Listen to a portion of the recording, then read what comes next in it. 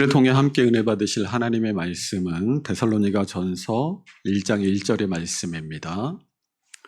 신약성경 329페이지 데살로니가 전서 1장 1절의 말씀, 우리 한 목소리로 함께 읽겠습니다. 바울과 실로아노와 디모데는 하나님 주 예수 그리스도 안에 있는 데살로니가인의 교회에 편지하노니 은혜와 평강이 너희에게 있을지어다. 아멘. 우리 함께 서로를 보면서 오늘 본문의 말씀으로 한번 인사했으면 좋겠습니다. 은혜와 평강이 함께 하시기를 원합니다.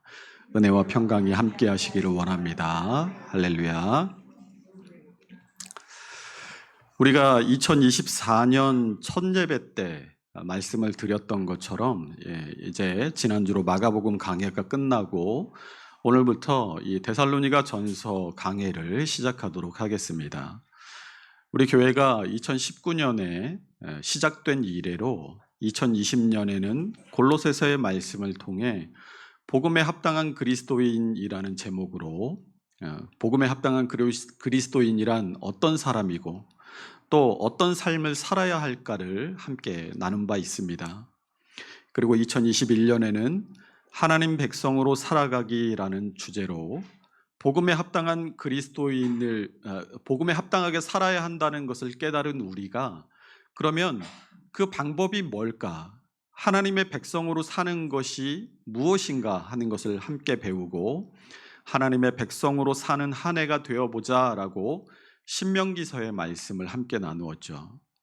그리고 2022년과 2023년에는 주님의 디아코니아, 섬김을 따라서라는 주제로 복음서를 통해서 보여주신 주님의 삶과 섬김을 통해서 우리도 주님과 같은 섬김의 삶을 살아가자고 은혜를 나누었습니다. 그리고 올해 2024년에는 오늘 읽은 이 데살로니가 전서의 말씀을 통해서 믿음의 역사, 사랑의 수고, 소망의 인내라는 주제로 조금 더 심도 있게 그리스도인으로서의 삶이란 무엇이고 우리는 그러면 어떻게 살아야 하는가를 함께 찾아가려고 합니다. 오늘은 이 데살로니가 전서의 첫 시간으로 데살로니가 교회의 설립 배경과 사도 바울이 데살로니가 교회를 향한 편지의 서두를 함께 살펴보면서 은혜를 나누도록 하겠습니다. 우리 지도를 좀 보여주세요. 이 데살로니가는 가운데 이 빨간 점이 찍혀 있는 것처럼 이 터키, 그러니까 소아시아에서 유럽으로 넘어가는 관문인 이 마케도니아 지역에 있는 항구 도시입니다. 그리고 저 마케도니아 지방의 수도예요. 이 지방의 수도라는 말은 우리 전라북도의 수도가 전주이듯이 그 지방의 가장 중심이 되는 도시다라는 말입니다. 하지만 처음부터 데살로니가가 마케도니아 지방의 수도는 아니었어요. 원래는 저 마케도니아에서 동남쪽으로 1km 정도 떨어져 있는 타바라는 도시가 중심 도시였는데 BC 315년경에 당시에 마케도니아의 왕이었던 카산드로스가 이 터마 인근에 새로운 도시를 건설하고 그 주변에 있던 26개 마을의 주민들을 이곳으로 이주시켜서 정착시키고 그 도시의 이름을 자신의 아내이자 알렉산더 대왕의 이복 누이였던 테살로니카라는 여인의 이름을 따서 데살로니가라는 도시가 생겨나게 되었습니다. 그 후에 이 로마가 이 마케도니아 지역을 점령하고 이 마케도니아가 로마의 주 중에 하나로 편입되면서 이 마케도니아 지방의 수도로 승격이 됩니다. 이때부터가 이 데살로니가의 전성시대가 시작이 되는데 당시에 로마의 시인이었던 키케로는 이 데살로니가를 가리켜서 우리 영토의 심장부라고 말했을 정도로 경제는 물론이고 정치적으로도 매우 중요한 요충지가 되었습니다. 사진 보여주세요. 이 사도 바울 당시에는 대략 12만 명 정도의 인구를 가진 도시로 다수의 유대인과 회당 등이 있었고, 다음 사진이요.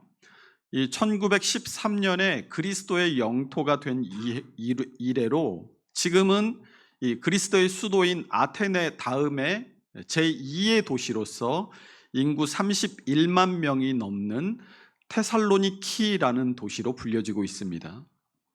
이 데살로니가 전후서는 이 사도 바울의 서신 중에 가장 먼저 기록된 서신으로 알려져 있어요.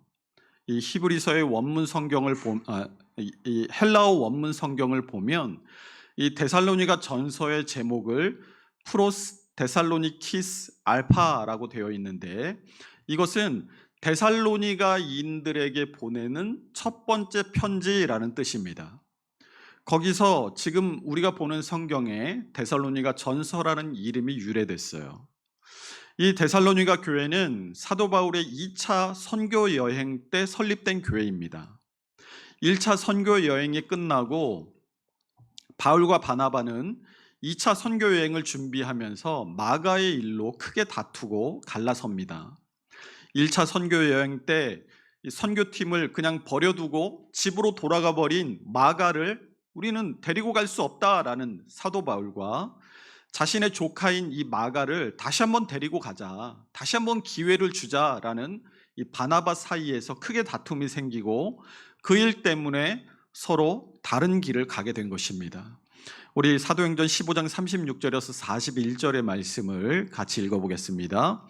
며칠 후에 바울이 바나바더러 말하되 우리가 주의 말씀을 전한 각 성으로 다시 가서 형제들이 어떠한가 방문하고자 하고, 바나바는 마가라 하는 요한도 데리고 가고자 하나 바울은 밤빌리아에서 자기들을 떠나 함께 일하러 가지 아니한 자를 데리고 가는 것이 옳지 않다 하여 서로 심히 다투어 피차 갈라서니, 바나바는 마가를 데리고 배 타고 그브로로, 바울은 신라를 택한 후에 형제들에게 주의 은혜에 부탁함을 받고 떠나 수리아와 길리기아로 다니며 교회들을 견고하게 하니라. 이 바나바와 갈라선 바울은 이 선교 사역의 파트너로 신라를 택하고 아시아 지역으로 갑니다. 이 2차 선교 여행에서의 이 바울의 목적은 이 아시아 쪽, 그러니까 이 동쪽으로 복음을 전하는 것이었어요. 그러나 이 일을 성령께서 막으십니다. 그리고 마케도니아인의 환상을 보게 하세요. 우리 사도행전 16장 6절에서 10절 함께 읽어봅니다. 성령이 아시아에서 말씀을 전하지 못하게 하시거늘 그들이 부르기아와 갈라디아 땅으로 다녀가 무시아 앞에 이르러 비두니아로 가고자 애쓰되 예수의 영이 허락하지 아니하시는지라. 무시아를 지나 드로아로 내려갔는데 밤에 환상이 바울에게 보이니 마게도냐 사람 하나가 서서 그들에게 청하여 이르되 마게도냐로 건너와서 우리를 도우라 하거늘, 바울이 그 환상을 보았을 때 우리가 곧 마게도냐로 떠나기를 힘쓰니 이는 하나님이 저 사람들에게 복음을 전하라고 우리를 부르신 줄로 인정함이로라. 아멘. 사도 바울은 이 환상을 주님의 뜻으로 알고 아시아인 동쪽으로 가려는 마음을 버리고 이 서쪽인 마케도니아 지방으로 건너가게 됩니다. 그리고 마케도니아 지방의 첫 성인 빌립보에서 자주장사인 루디아를 만나 그 집에 거하면서 복음을 전하던 바울에게 귀신 들린 여종을 고쳐주었다는 이유로 이 감옥에 갇히는 일이 생기죠. 그때 찬송 중에 옥문이 열리는 일을 통해 그 감옥을 관장하던 간수의 가족을 구원하게 되고 결과적으로는 이 빌립보에서 쫓겨나게 됩니다. 사도 바울 일행은 이 빌립보에서 쫓겨나 남쪽으로 내려가면서 이제 데살로니가에 이르게 됩니다. 우리 함께 사도행전 17장 1절에서 9절의 말씀을 읽어보겠습니다. 그들이 암비볼리와 아볼로니아에 다녀가 데살로니가에 이르니 거기 유대인의 회당이 있는지라.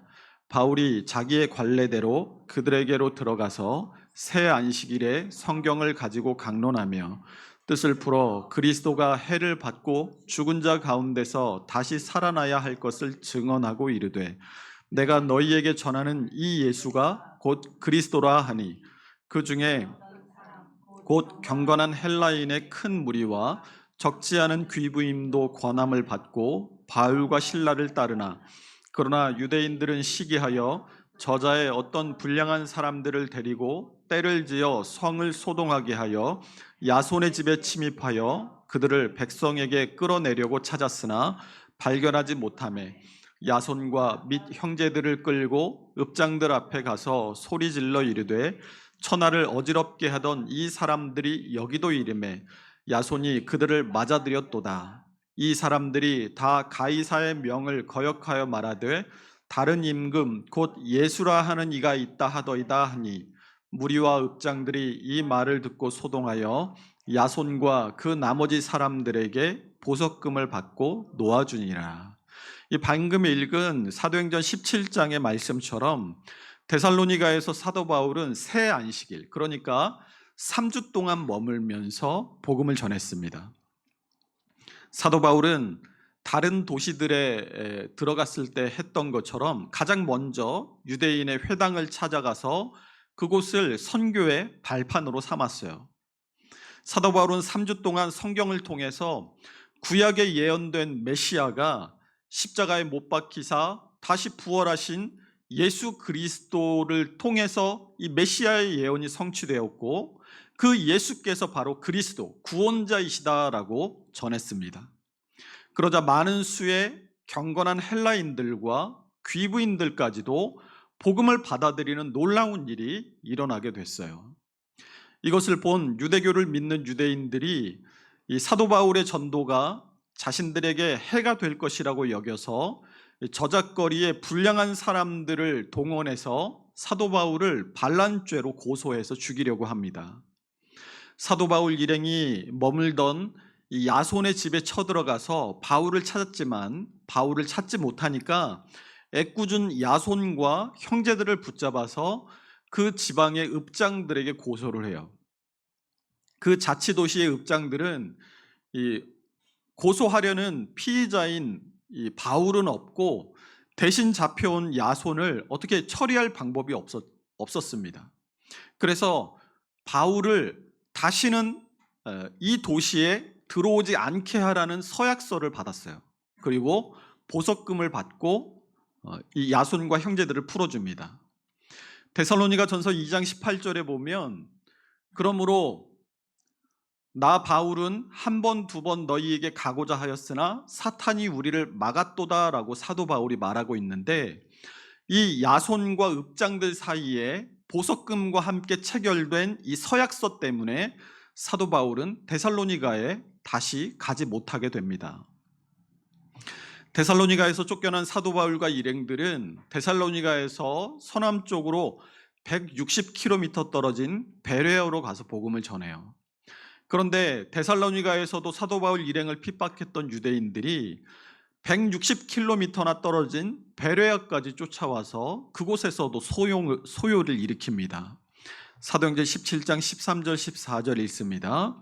데살로니가에 있는 유대인들은 바울이 하나님의 말씀을 베레아에서도 전하는 줄을 알고 거기도 가서 무리를 움직여 소동하게 하거늘 형제들이 곧 바울을 내보내어 바다까지 가게 하되 실라와 디모데는 아직 거기 머물더라.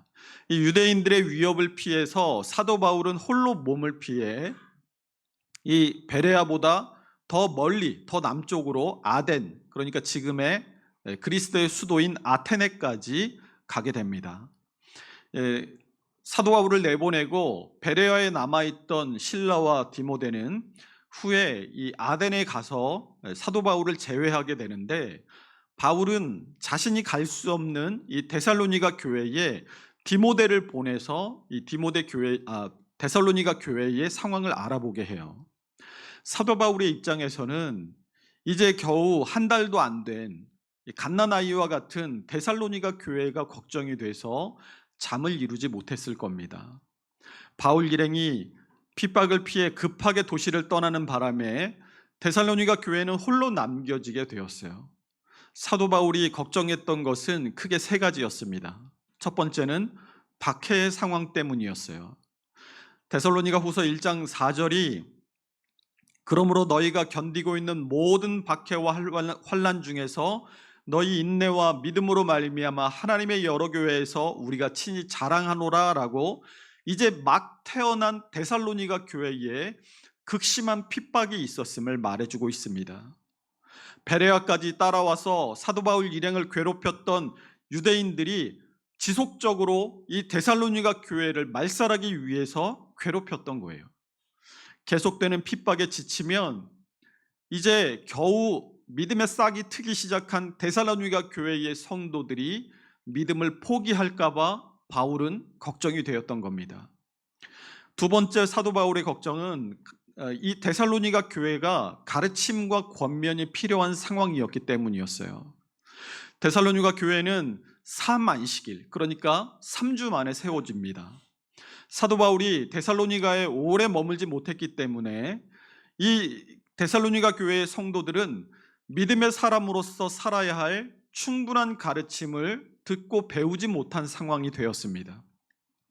실제로 이 데살로니가 교회의 성도들은 그리스도께서 자신들이 죽음을 맞기 전에 오시리라는 이 재림에 대한 잘못된 신앙을 갖게 됩니다.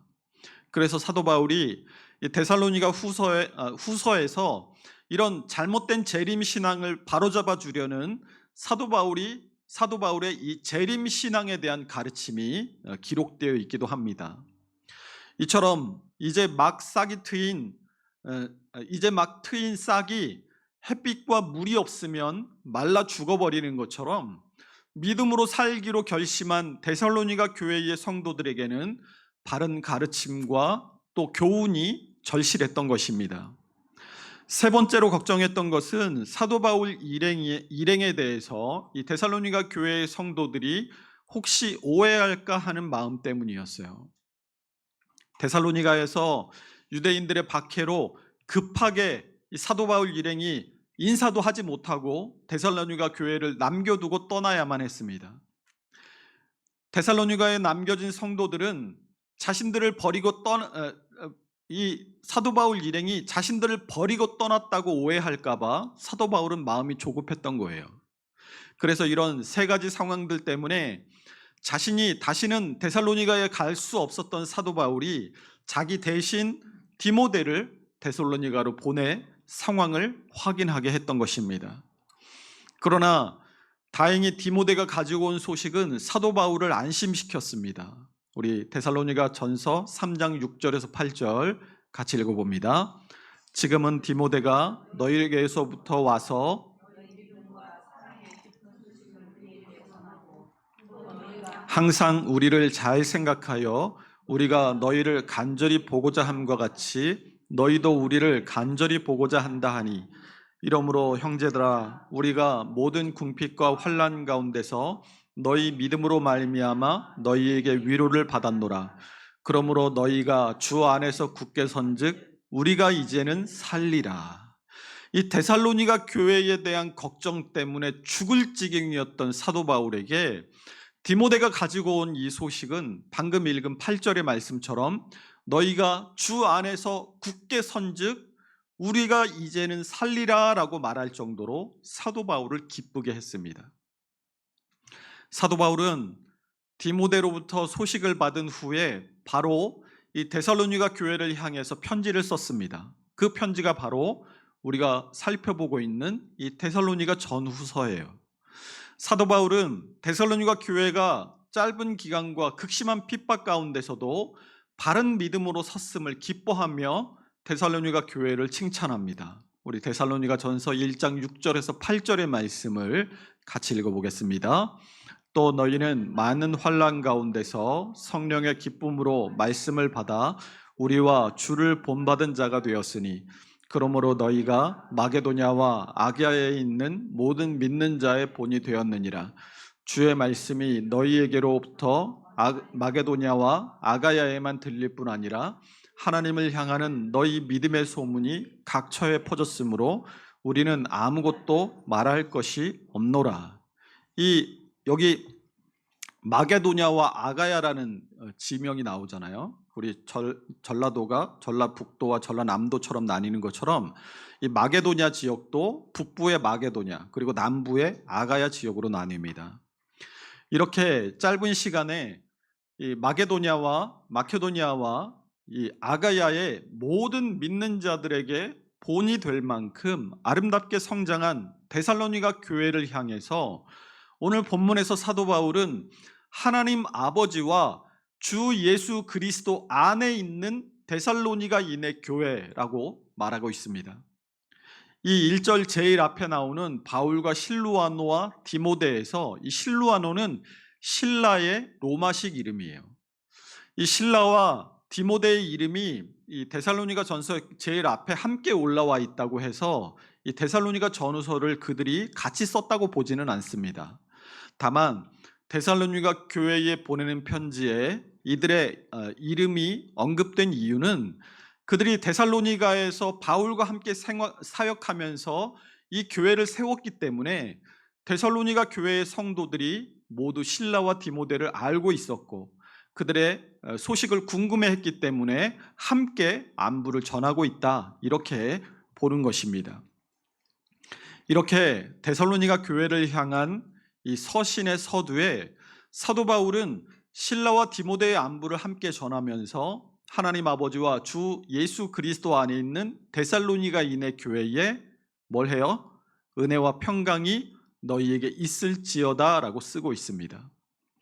이 사도 바울은 자신의 서신들마다 이 은혜와 평강으로 축복하고 인사를 합니다. 그러니까 데살로니가 전후서뿐만 아니라 고린도 전후서, 갈라디아서, 에베소서, 빌립보서, 골로새서, 빌레몬서에 이 은혜와 평강이라는 인사말이 등장해요. 특이한 것은 이 사도 바울의 서신서가 당시에 헬라 사회에서 통용되던 이 서간문의 형태, 그러니까 편지의 양식을 그대로 따라가거든요. 그런데 이 헬라의 편지 양식에는 이 사도 바울이 사용한 은혜와 평강이라는 말이 없어요. 당시에 이 편지 양식의 일반적인 인사는 은혜와 평강이 아니라 긍휼과 평강이었습니다.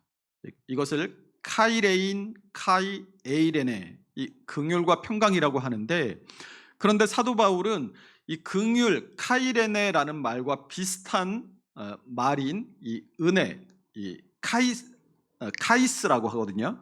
사도 바울이 이 긍휼과 평강이라는 헬라식의 일반적인 인사 양식을 은혜와 평강, 카이스 카이 에이레네라는 말로 바꿔서 사용을 한 거예요. 이 헬라의 편지 양식에 이 은혜라는 말이 없었던 이유가 있습니다. 당시에는 이 은혜를 구한다라는 것이 자신이 공짜를 받아야 하는 처지이거나 아니면 정당한 수고나 일을 할 수 없는 내가 무능력한 상황이다라는 것을 나타내는 부끄러운 일, 수치스러운 일로 여겼기 때문이었어요. 그런 상황에서도 사도 바울이 이 긍휼과 평강이라는 일반적인 인사말을 버리고 은혜라는 말을 사용한 이유는 세 가지 이유 때문이었습니다. 첫 번째로 이 사도 바울이 은혜를 강조한 것은 은혜가 없이는 죄인이 새 생명을 얻을 수 없기 때문입니다. 로마서 3장 23절 24절 함께 읽어봅니다. 모든 사람이 죄를 범하였음에 하나님의 영광에 이르지 못하더니 그리스도 예수 안에 있는 속량으로 말미암아 하나님의 은혜로 값없이 의롭다 하심을 얻은 자 되었느니라. 또 두 번째로 사도 바울이 자신의 서신들마다 은혜를 강조한 이유는 은혜를 알아야 자신을 자랑하거나 자신의 교만함이 드러나지 않고 하나님을 향한 감사와 찬양이 가능하기 때문이었어요. 고린도전서 5장 10절의 말씀 읽습니다. 그러나 내가 나 된 것은 하나님의 은혜로 된 것이니 내게 주신 그의 은혜가 헛되지 아니하여 내가 다른 사도보다 더 많이 수고하였으나 내가 한 것이 아니요 오직 나와 함께 하신 하나님의 은혜로라.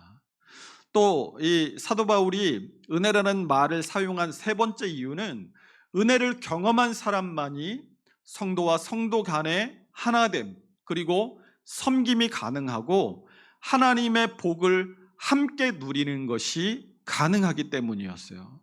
우리 로마서 12장 3절에서 8절을 같이 읽어보겠습니다. 내게 주신 은혜로 말미암아 너희 각 사람에게 말하노니 마땅히 생각할 그 이상의 생각을 품지 말고 오직 하나님께서 각 사람에게 나누어 주신 믿음의 분량대로 지혜롭게 생각하라. 우리가 한 몸에 많은 지체를 가졌으나 모든 지체가 같은 기능을 가진 것이 아니니 이와 같이 우리 많은 사람이 그리스도 안에서 한 몸이 되어 서로 지체가 되었느니라. 우리에게 주신 은혜대로 받은 은사가 각각 다르니 혹 예언이면 믿음의 분수대로, 혹 섬기는 일이면 섬기는 일로, 혹 가르치는 자면 가르치는 일로, 혹 위로하는 자면 위로하는 일로, 구제하는 자는 성실함으로, 다스리는 자는 부지런함으로, 긍휼을 베푸는 자는 즐거움으로 할 것이니라. 아멘. 이처럼 사도 바울이 사용한 이 은혜, 이 카리스라는 용어는 받을 자격이 없는 사람에게 주시는 하나님의 호의를 뜻합니다. 받을 자격이 없는 사람에게 주시는 하나님의 호의. 그리고 이 은혜와 함께 사용된 평강, 에이레네라는 말은 예수 그리스도께서 다리를 놓으신 하나님과 우리 성도 사이에 이루어 주신 평화를 말하는 거예요. 이 은혜가 하나님의 축복의 내용이라고 한다면 평강은 하나님께서 주시는 축복의 결과입니다. 값없이 주시는 은혜를 받은 사람은 그리스도 안에서 하나님과 화목하게 되는 복을 누리게 되기 때문이에요. 고린도후서 5장 17절에서 19절 말씀 같이 읽어보겠습니다. 그런즉 누구든지 그리스도 안에 있으면 새로운 피조물이라.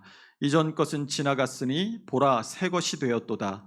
모든 것이 하나님께로서 났으며 그가 그리스도로 말미암아 우리를 자기와 화목하게 하시고 또 우리에게 화목하게 하는 직분을 주셨으니 곧 하나님께서 그리스도 안에 계시사 세상을 자기와 화목하게 하시며 그들의 죄를 그들에게 돌리지 아니하시고 화목하게 하는 말씀을 우리에게 부탁하셨느니라. 하나님은 우리에게 평강을 주시기를 원하시는 분이세요. 우리 민수기 6장 22절에서 27절 같이 읽어보겠습니다.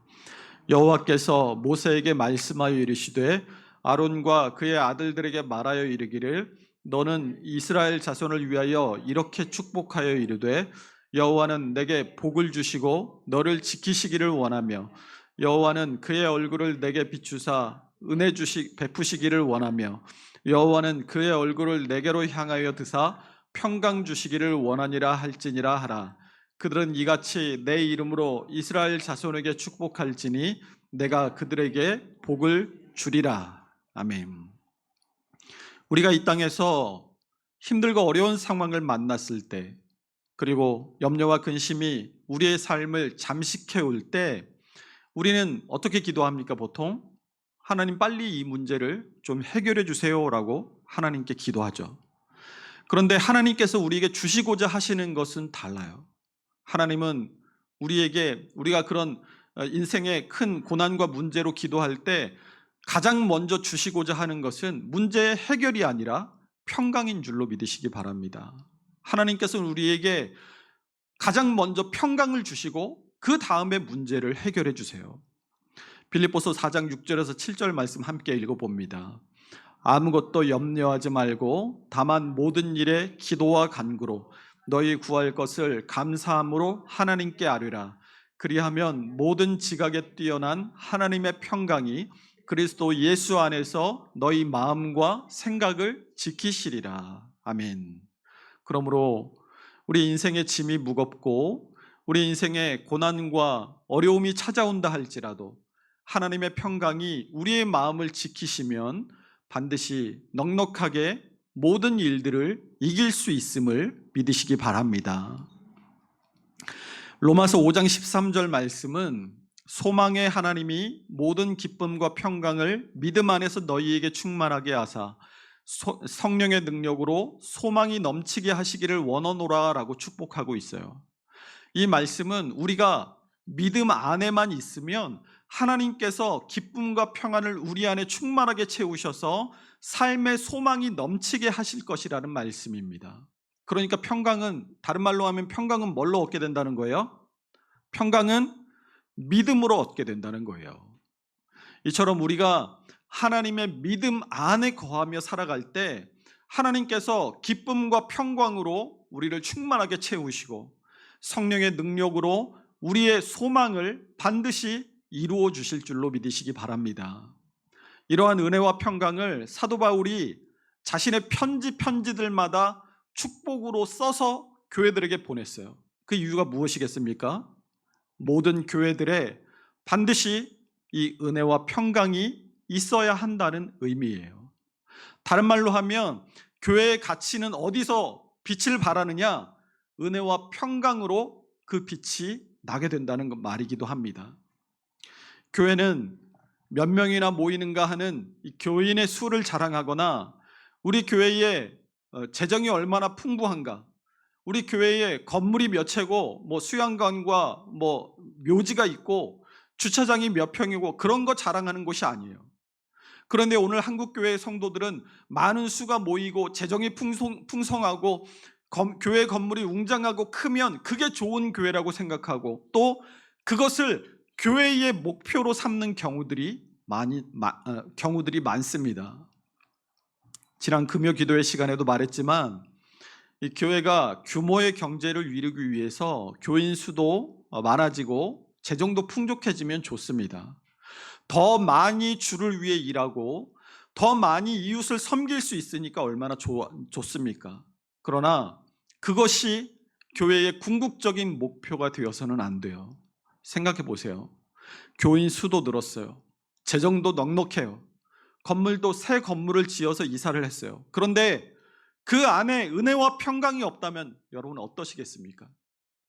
교회에서 은혜와 평강이 없으면 교회가 추구하는 목표들은 세속적인 욕망으로 반드시 변질됩니다. 왜 교회 안에서 편을 가르고 싸웁니까? 교회의 분쟁은 특징이 있는데 원인이 해소된다고 해서 쉽게 해결되지 않는다는 특징이 있어요. 교회가 목사와 장로 편으로 나눠서 막 싸우게 되죠. 그러면 도저히 다시는 서로 하나가 될 수 없는, 건널 수 없는 강을 건넜다고 해요. 그러면 어떻게 해야 돼요? 나오면 되잖아요. 교회를 나누면 되거든요. 그런데 어느 한쪽도 절대 나가지 않습니다. 왜 그래요? 건물이 있거든요. 교회가 가지고 있는 그 재산 때문에 서로 절대 양보하지 않고 끝까지 싸웁니다. 처음에 문제의 시발은 바르지 않고 정직하지 않고 이 부패와 그런 것들 때문에 싸우게 되죠. 그런데 나중에 보면 뭘로 싸우냐면 재산을 포기하지 못해서 끝까지 싸우는 거예요. 예전 교회에서 여러분 분쟁이 1년 반 만에 끝났는데 왜 갑자기 끝났는 줄 아세요? 그쪽에서 교회 건물을 포기했기 때문에 쉽게 끝난 거예요. 그쪽에서 끝까지 그 건물을 포기 안 했으면 지금까지 싸우고 있을 겁니다. 서울 강서구의 성석교회는 2014년에 시작된 분쟁이 지금도 끝나지 않고 있어요. 서울 목동의 목동제자교회 분쟁도 12년을 끌었습니다. 여러분 왜 안 끝나요? 은혜와 평강은 포기할 수 있는데 교회 건물은 포기하지 못하니까 안 끝나는 거예요. 은혜와 평강보다 세속적인 욕심들의 눈이 멀어서 거기다가 목표를 두고 그것들을 자랑하니까 분열하고 분쟁하게 되는 겁니다. 우리가 성도라고 한다면 하나님께서 우리에게 주신 은혜와 평강을 자랑해야 되지 않겠습니까? 그런데 뭘 자랑합니까? 밖에 나가서 전도하는 사람들, 우리를 붙들고 전도하는 사람들의 말을 한번 들어보세요. 뭐라고 전도해요? 우리 교회 커요. 우리 교회 찬양대가 100명이 넘어요. 우리 교회 카페도 있어요. 우리 교회 문화시설도 해놨어요. 우리 교회 주차장 널널해요. 여러분 누군가가 어느 교회 다니시고 다니는 교회 어때요? 하고 물어보시면 뭐라고 대답하십니까? 아유, 우리 교회는 조그매요. 왜 부끄러워하세요? 아니면 이게 은혜와 평강이 없어서 이 교회 건물이나 주차장이라도 자랑해야 되는데 그것마저 없으니까 그게 부끄럽습니까? 교회는 무엇보다 하나님의 은혜가 충만해야 할 줄로 믿으시기 바랍니다. 하나님의 은혜를 간절히 바라고 하나님의 은혜가 충만하게 넘치는 교회가 돼야 돼요. 은혜의 이 예배에 은혜가 있고 설교에도 은혜가 있고 함께 나누는 성도의 교제에도 은혜가 있어야 돼요. 그래서 누구든지 은혜가 갈급해서 교회에 찾아 나온 사람이 그 교회를 통해 풍성한 은혜의 강물을 받아 마실 수 있어야 합니다. 그때 비로소 평강이 임하게 되는 거예요.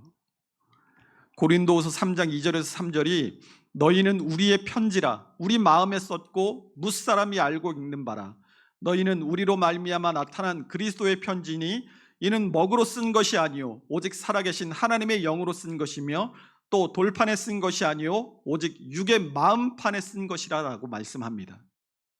우리는 서로를 향한 그리스도의 편지요 세상을 향한 그리스도의 편지가 되어야 할 줄로 믿으시기 바랍니다. 우리가 그리스도의 편지라면 그 안에, 그 편지 안에 뭐가 쓰여져 있어야 되겠어요? 여러분 생각해 보세요. 세상을 향한 그리스도의 편지, 여러분 서로를 향한 그리스도의 편지가 되려면 그 편지 안에 뭐가 써 있어야 되겠어요? 주님의 은혜와 평강이 그 안에 담겨져 있어야 할 줄로 믿습니다. 우리는 이 땅에 은혜와 평강을 전하는 사람들인 줄로 믿으시기 바라요. 그래서 나를 만나는 사람들은 어떻게 되어야 되겠어요? 다 주님의 은혜와 평안으로 그 얼굴이 밝아져야 돼요. 그런데 내가 만나는 사람들이 나를 만나면 막 인상 쓰고 힘들어하고 나를 피하려고만 한다면 그 이유가 뭐겠어요? 아, 내가 지금 주님의 은혜와 평강을 내가 주지 못하고 있구나, 이렇게 생각하시면 백발백중입니다. 이 그리스도의 편지를 멀리 혹은 모르는 사람들에게만 보내야 한다고 생각하지 마세요. 이 그리스도의 편지는 가까운 사람들에게도 보내는 편지여야 합니다. 배우자들이 서로에게 은혜와 평강을 주고 또 자녀들이 부모를 통해 주님의 은혜와 평강을 배워야 돼요. 또 우리의 부모님들이 우리를 통해 은혜와 평강을 경험하고 또 성도가 성도에게 서로 은혜와 평강을 줄 수 있어야 하는 겁니다. 우리가 이렇게 서로에게 그리스도의 편지가 되어 주님의 은혜와 평강을 전하는 사람이 될 때 하나님의 놀라운 축복이 우리가 전한 그리스도의 편지를 받아든 모든 사람들에게 임하게 될 줄로 믿으시기 바랍니다. 그러므로 이번 한 주간 그리스도의 편지로서 내가 만나는 모든 사람들을 향해 주님의 은혜와 평강을 전하는 믿음의 사람들이 다 될 수 있으시기를 주님의 이름으로 축원합니다. 기도하겠습니다.